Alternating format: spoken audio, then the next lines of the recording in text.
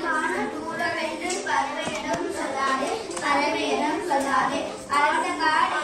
இருந்தது கரையிடம் சொல்லாதே கரையிடம் சொல்லாதே பெரிய கடல் ஆழமென்று நீங்களிடம் சொல்லாதே நீங்களிடம் சொல்லாதே கற்பதற்கும் கடினம் என்று எங்களிடம் சொல்லாதே எங்களிடம் சொல்லாதே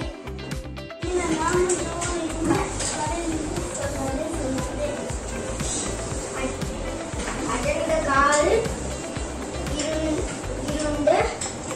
இருண்டு கரடியிடம் சொல்லாது